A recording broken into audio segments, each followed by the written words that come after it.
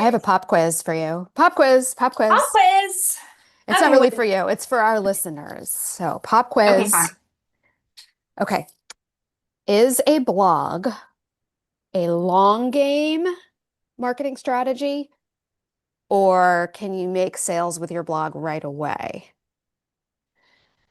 And I think most people who don't know a lot about what we talk about and what I teach might say it's a long game because Yeah, that's what people have been saying and believing for years and years. And today we're talking about bad blog advice part two. Last week we did some bad blog advice and now we're doing more.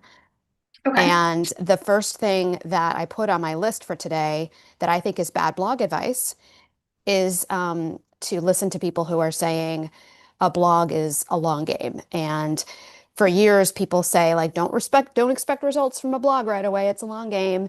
Keep just, post in those blog posts consistently, and over time, Google will reward you. Or people say like, a blog is like planting seeds in a garden, and you have to wait for the seeds to blossom before you can do anything with them or before you get any flowers, things like that. And I take exception to this because I am leading really a new movement that's been going on for the last couple of years, kind of under the radar, but it's starting to be more obvious to people, where your blog is not a long game. You actually can make sales with your blog literally the day you publish it, and also for months and years after. So it's not that it's not a long game, it's just that it's not only a long game. Yeah, So we're going to talk about bad blog advice today, and that's the first thing we're going to talk about. So. That's where we're going today. You ready? that's Buckle where up, we're going. everybody. I know. Get in the car, losers. We're going on a bad block advice Yes. road trip. Hello, Tamisha. Tamisha is here. Hi, Tamisha. Tamisha stuck with us through She thick and is, thin. you know, Yep. the best ones always do. Yes. Been with Okay, us since our so Clubhouse days. We met the best people over on Clubhouse, didn't we? we did. That was like the best part of Clubhouse. That's where we met. Right, totally. Actually, We knew about each other, but we didn't like we wouldn't have become friends and collaboration partners if we yeah. weren't on Clubhouse. So anyway, we digress. I think that this concept of publishing your blog and then taking it and doing whatever you teach your people to do with it to get sales right away is such an interesting concept. In fact, I find it so interesting that this week I was on a one-on-one call with a student that bought yearly in the academy, and I told her that one of her future investments should be your course. Oh, thank you. I mean, I do that frequently because I believe in your course, Yep. your teaching Same. method. Same. I was just on a call recently where I told these two people who are on the call with me, these two partners, that they should be in the academy. So, yep.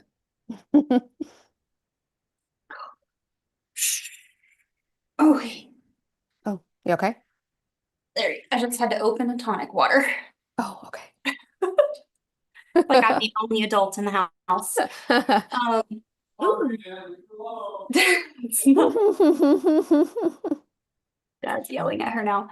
Okay, so bad blog advice being Mhm. that your blog is a long game. It does not need to be true. It Right. absolutely can be true if you publish a blog and then you never do anything with it. Right. Or if you just kind of like wait around for like the Google gods to bless you. Um, And yeah. Jana, you know what? Yeah. This week I heard that Google is going to be, now I don't have exact details on this just Yeah. yet. Big. I've read lightly into it, but I haven't had a moment to actually sit down because I'm in the middle of launching the membership again. But Mhm. that they're really moving heavily towards AI search Yeah. and really deprioritizing the 10 blue links, which Right. we had a feeling that was going to be coming, you know, Yeah. 3 years ago when they first introduced AI search. Yep. If you use the minus AI function, it's not working properly. So they've completely gutted the ability to remove that. So even if people are waiting on Google to like index their content, Hmm. depending on how you wrote it and all this stuff, you may not even show up on Google anymore. Yes, this is a whole conversation. And, so searchability on the internet is not just about Google. That's one thing to remember. Right? There's lots of search engines and lots of ways to be There are found in tons of search discovery. engines. Everything from our Bay, Pinterest, to other, search engines that people do actually use. People are moving more to other search engines. I've heard tons of people talking about DuckDuckGo as an example. So it's not like the searchability or, like optimizing your blog post for someone to find it in search is dead, right? Everybody's saying that. It's not really dead. It's just changing No. a lot. But the way that we have gone about optimizing is changing. And one thing I will say, this is very confusing, I think, but I'm not too worried about it because I don't consider my blog a long game and I don't teach a strategy to my students where you have to write a blog and then wait around for someone to maybe find it, depending on what the search engines are doing these days, whether they're showing Yeah. blogs or AI or whatever. Um, so yes, I think, point taken around that as far as how it applies to like how we use our blogs. I have Yeah. always, since I started my first blog years ago when I started my blog to write all the things that I knew that my audience needed to feel ready to buy my offer. When I started it right in the beginning, I started using it right away. I never considered it a long game. Yeah.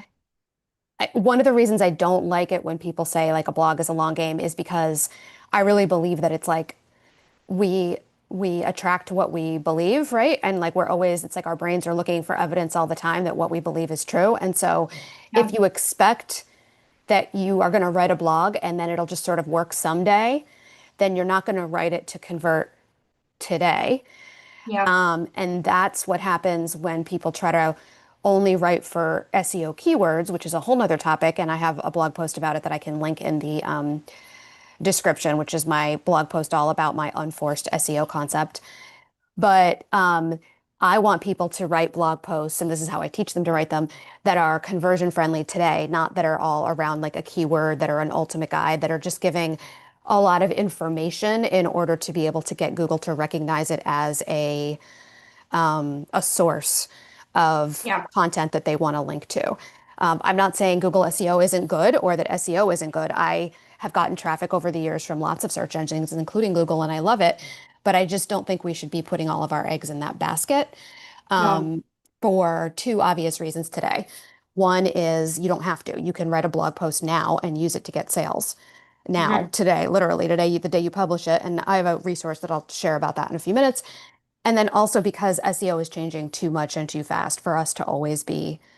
I mean, this is like any strategy. You never want to put all your eggs in one basket strategy, especially if it relies on some platform and some algorithm that you don't control. Right?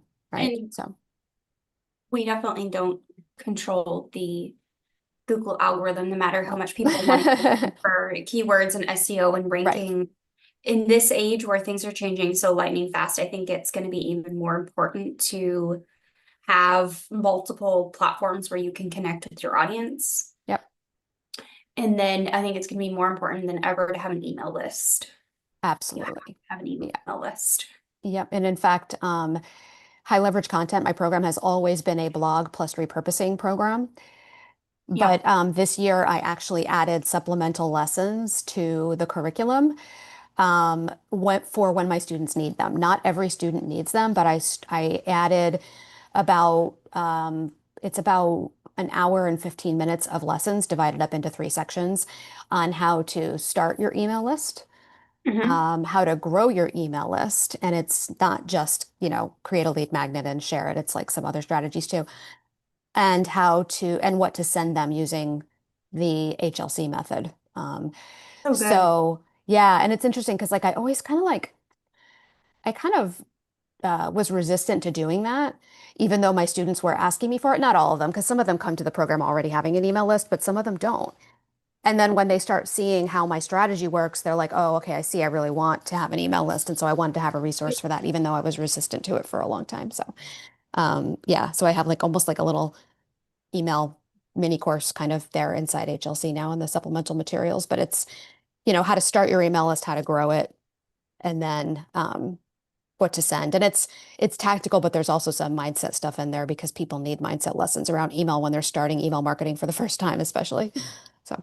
I Even if you digress. only have 40 people on your email list, you should be emailing them regularly. Yeah. I mean, even if you have two people on your email list, you should be emailing them regularly. And Yeah. one of the things we talk about in that, and this is a kind of a tactical thing and a mindset lesson, and this is such a tangent, but is that you can always reuse emails, right? It's like if you send out an email today, and you only have three people on your list, let's say, that email can be used again down the road in a couple of months, especially if it's the kind we create on HLC where it's like promoting a blog or it's a gem pull out of a blog, even a sales email. I mean, any email you sent, Mhm. unless it's something that's very like timely, but I don't write a lot of timely emails about like if I were to write an email today about the Google changes they're going to affect next week, Yeah. then that probably wouldn't be something I reuse, but that's mostly not what I'm writing and not what I Yeah. focus on teaching people how to write in HLC. So you can always reuse, and we actually have a system for doing that, right? So it's like I always say, like that's part of the mindset around it is like even if only two people see it, you're building this body of work in your email that you can also reuse down the road. So then by the time you're ready to reuse it, now there's going to be 25 people that'll see it, right? Et cetera, et cetera. So Yeah. I just went back last week and I pulled all of my Black Friday emails that I sent last year. yeah. I downloaded all of them into a PDF and Hmm. then I used those to draft my new sales emails. For Black Friday or not for Black Friday? Not for Black Friday, but Yeah, smart. it's just a time frame for me. I don't really focus on the Yeah. season or the purpose or anything behind it. Yep. Um, Yep. but yeah, I find that to be so helpful. I mean, you're writing it, you might as well continue to reuse it. Yeah. And then I take and I use the repurposing bot that I have and repurpose them into threads. And I think my threads in my LinkedIn and Facebook post finally ran out this week. So next week I'm probably gonna have to sit down and Reload. reassess and reload. I loaded it up like a month ago. So Mm-hmm. yeah, Cool. I do it again. Yeah, so we are we're a little off topic, but that's okay. It's always fun It's to essentially just publish the content and use it now. yeah, use it now and use it later. Like if it's both, it doesn't have to be. I remember when I first Not approached my coach Taylor about it's so funny when I say Coach Taylor out loud because we're currently on season 5, have been binge watching. For me, it's a watch for the first time. For my husband, it's the second watch, but he doesn't remember any of it of Friday Night Lights. Oh yeah. And he's Coach Taylor. So, and it's funny because my coach is Coach Taylor. So anyway, when I hear myself say that out loud, it makes me giggle. When I said to Taylor, my coach, like I'm going to write something about how a blog is not a long game, she was like, "Well, you mean a blog is not only a long game?" And I'm like, "Oh, right," because we also do love long game strategies. Like long game strategies are good because they pay off over and over again over time. So Yeah. like you don't have to, it's like having your cake and eating it too, basically. You're going to use your blog now to make sales and you're going to use it over the months and years. So you don't have to choose long game or not long game. It's both. Um, and I have a new lead magnet, I'll just say it that way here, but it's a new guide that anyone can grab a copy of. I think it's only like maybe only 100 people have it so far. It's like very new and fresh to my audience. And I'll put it in the description. It's called How I Make 33 Sales with Every One Blog Post that I write, and it's 33 plus sales, but it's basically 33 ways to sell with your blog right away. Yeah. Great. So, yeah. The second thing on the list that you had sent me, Mhm. shocker. Jana and I talk about our lives before. Is fancy formatting. We've talked about this before. Mhm. Yeah. And I don't even like fancy formatting in emails. I like just plain Mhm. some header twos occasionally, maybe a header three, some bulleted lists, Mhm. but there's no color changes, there's nothing like that. And then we just put in Yeah. supporting images where we need it. So Yeah. when you're talking about blog formatting Yeah. for a health coach, for example, what are you Yeah. what are you usually telling people? Yeah. So It's interesting because, for years, my primary audience when I was doing Pinterest marketing setups was like health, wellness, and self-improvement coaches. Yeah. And I did, dozens and dozens of Pinterest setup strategies for them, keyword research for them, all Yeah. that kind of stuff. And it's kind of how I learned a lot about that business, essentially. And there were a few reasons I was doing that. Number one, I was really into it. I was, I still am very into like wellness and self-improvement. And also at the time, Pinterest had really become like a hub for that information, and it still is. It had gone from around Yeah. that time, it was like going from just being about like home decor and recipes and stuff to being a place where people were going for health and wellness and self-improvement ideas. And then when COVID happened, it even increased that on Pinterest because people needed it more, number one. And number two, there was just so much more usership of Pinterest too. So anyway, long story short, those are a lot of people in my community. I serve that community very much a lot. Like probably about maybe about half of my students in HLC are like health, wellness, or self-improvement coaches of some kind. Yeah. And a lot of them, because they came up, and a lot of them are midlife women too, which is interesting. So a lot of them kind of came up through like the food blogging era when food blogging was like dominant, And there's still great like food blogs out there and whatnot, but for a while it was like everybody wanted a food blog. Everybody was using food blogs to find their recipes. It was like the biggest thing, right? Yeah.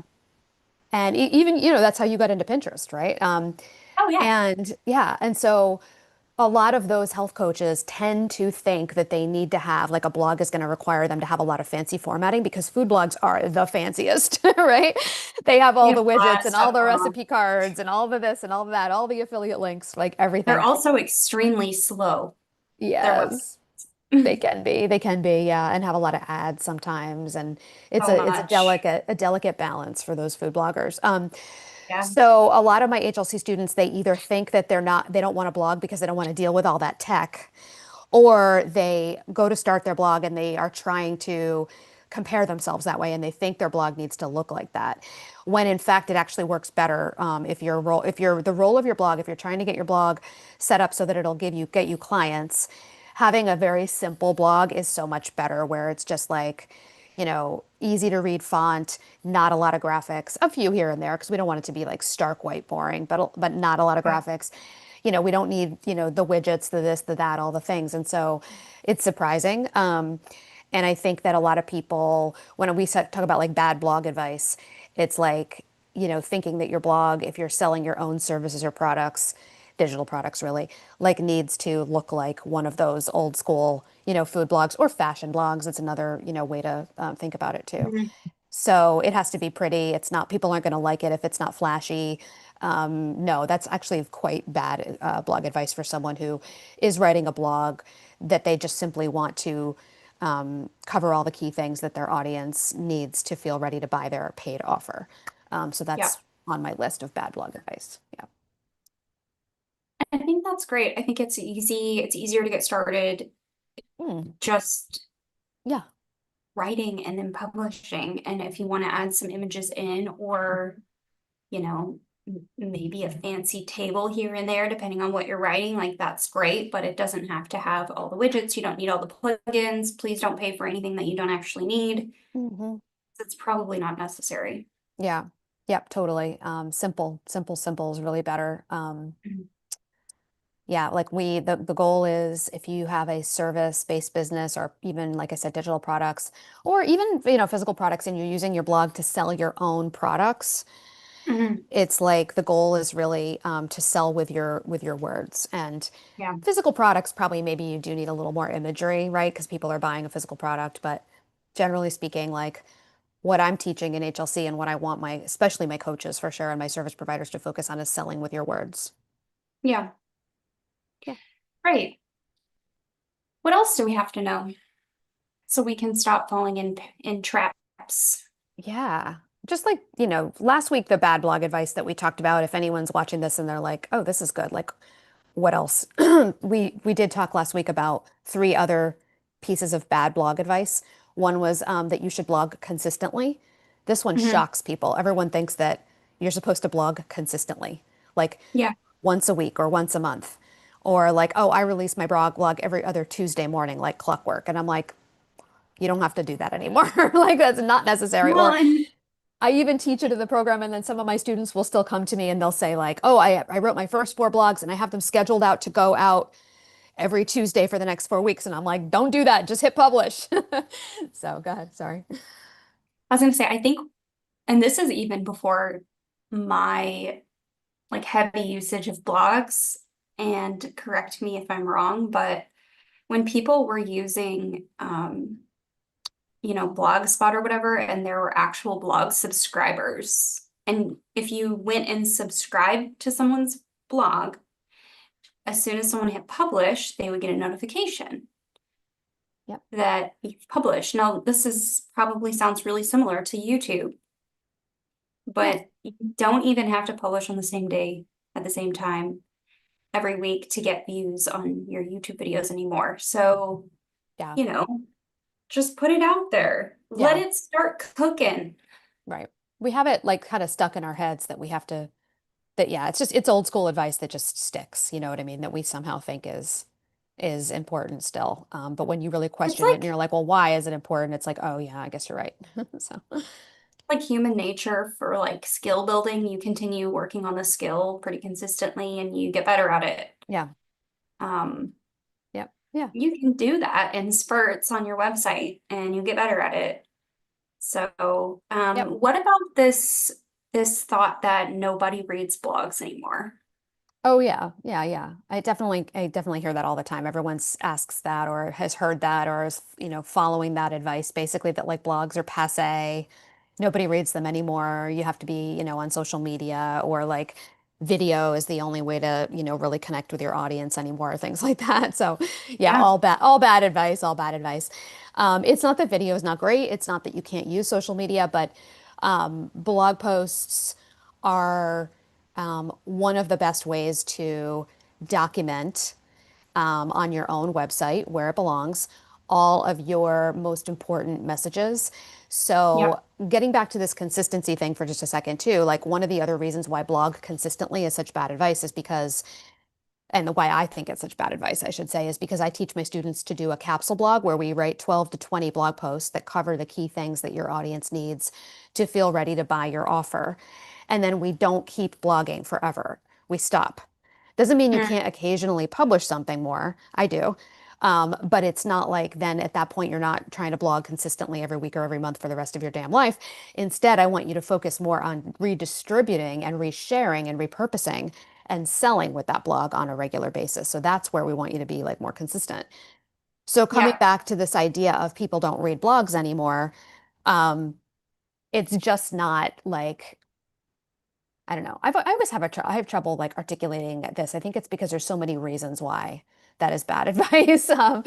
One of the things is that people like you said, people don't necessarily like subscribe to blogs and look forward to like going to their favorite fashion blog every week and reading what's new. That type of usage of blogs, yeah, is quite a little bit outdated, probably because people do that on social media more now. yeah, But we're not using our blogs in that way. We're using our blogs to have all the key things that our audience needs to feel ready to buy on our website, so that when people hit our website for any reason, they've got those messages there and they can get them all quickly and feel ready to buy faster. But we're also using it so that you have this documented library source of truth that you can then repurpose from and reshare regularly. We grab the reins and we reshare our own content. And that's also one of the reasons why growing your email list is important when you are blogging with my method, because we use our email list as one way to drive traffic to our blogs too.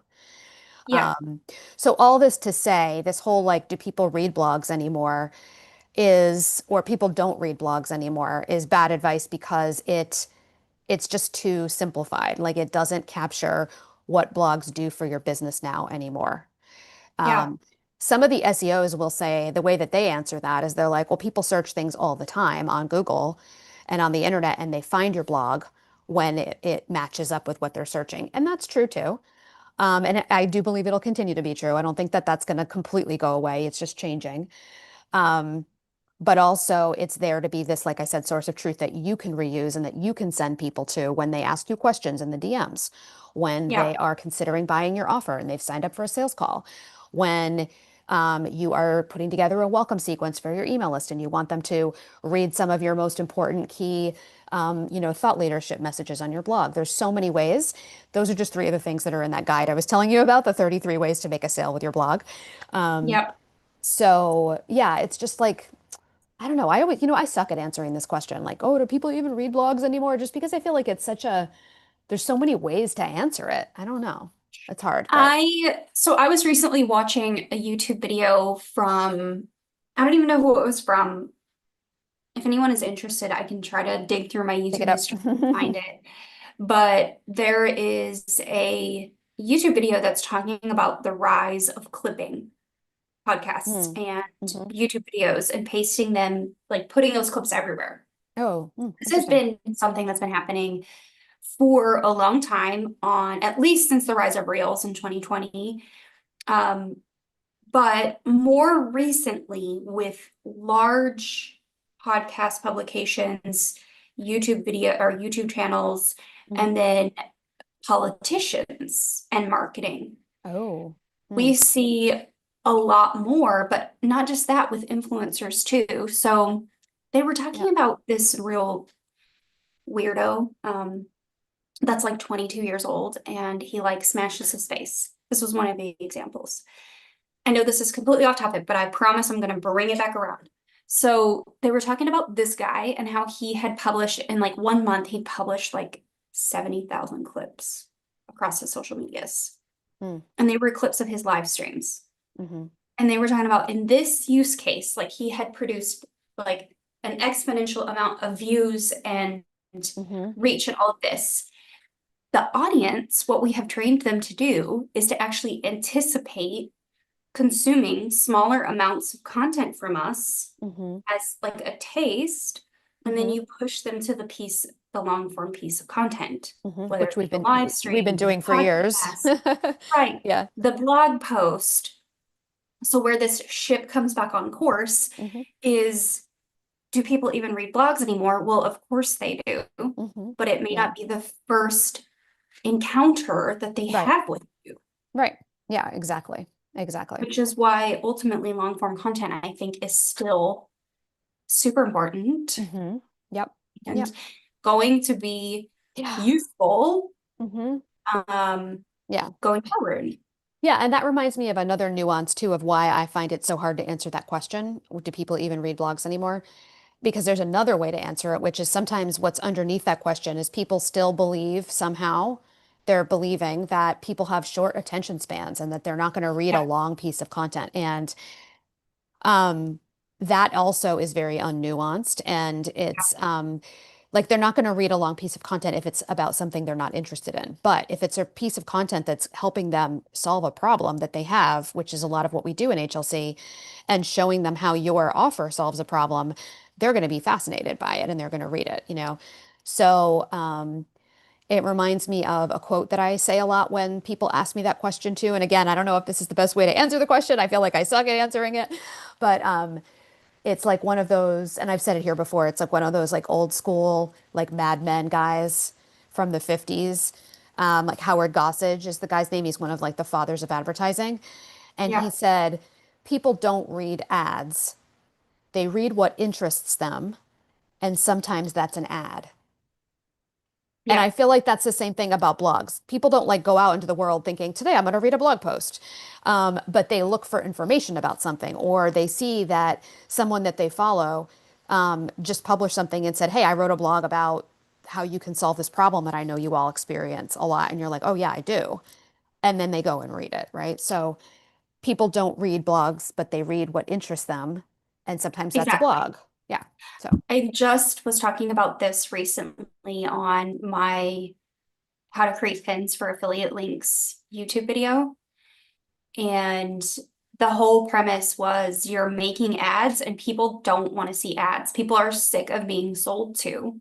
mhm, So you just need to make content that is valuable, that is attractive, that people want in their feed. And if it happens to be an affiliate link, then they don't feel like they're being sold to constantly. It is bringing them mhm, benefit. If it's a blog post that you're linking to, they can read the blog, they can read about the thing, and then go down the rabbit hole of potentially buying the thing, but ultimately what got them there was not an ad. It Yeah. was a Yeah. piece of helpful, valuable content. Yeah, the kind of the version of that concept that I teach in HLC and that we follow as a method, I guess, is how to write a blog post that gives a lot of value while also positioning your paid offer as Yeah. the logical like next step and building desire and trust for your paid Hmm. offer. And it's a little bit of an art form, and the way I teach it is very, very specific. I have 9 content outlines that are inside HLC, and each of them is structured in a way that does that, basically. Yeah. And when people see it, it's like, oh, okay, I get it. Like it's basically, you are finding that it's not even a balance. It's like you're giving value, but you're giving value in a certain way because if you are, let's say, talking about a problem that people have, there's 1,000 things that you could talk about as a way to solve that problem. And we decide what we're going to say and what insights we're going to share based on which ones are going to help us make a case for our paid offer. So you're Yeah. giving a lot of value, and people get a lot of value just by reading the blog post. And at the same time, you're setting them up to want your paid offer and you're showing the value of your paid offer. Yeah. And all my, a lot of my students love that because they feel like they're able to write content that sells without feeling salesy or without feeling like their blog is just like one big sales pitch. So I think Yeah. that's kind of like what you're talking about is For like sure. people, it's so weird. It's like they want to be sold to in the sense that like, I mean, I love being sold to, so it's hard for me to relate to this idea that like I don't want to be sold to, but I love being sold to when it's something that I am wanting. You know what I mean? Like that I'm like, tell me Yeah, for everything, right? sure. Like that Um, purse that you told me about a couple years ago that you like customized and ordered oh, the for Kayana your purse. laptop. Yeah. Mhm. Yeah, that's true. I was like all over it. Yeah, when you want Mhm. something, you're like, you want every little last little detail. Some people do. Everybody's different as far as like what their buying behavior is. That's Yeah. a whole interesting conversation people talk about too. Side note, like, do people read your sales page or not? And I Yeah. love whenever I see that debate online, it always makes me laugh because it's like yes and no. Like some people don't want all the detail and they're buyers, they're just different styles of buyers, and other people read every last, Yeah. word on the sales page. But um, anyway, what were we talking about? I don't even remember. Just like flew out of my head. Oh, what we were talking about is do people even read blogs anymore? Yeah. So anyway, that's my very unfocused answer to the question. And yeah, I never know how to answer that. Like, Yeah. is it like there's so many different answers to it, and I never know what the best one is. It's like I kind of think like the question needs to be like, oh, if someone says to me like, do people even read blogs anymore? I need to like read the room and understand what the question underneath the question is. Are they saying, Yeah. do people want long form content? Or are they is their attention span too short?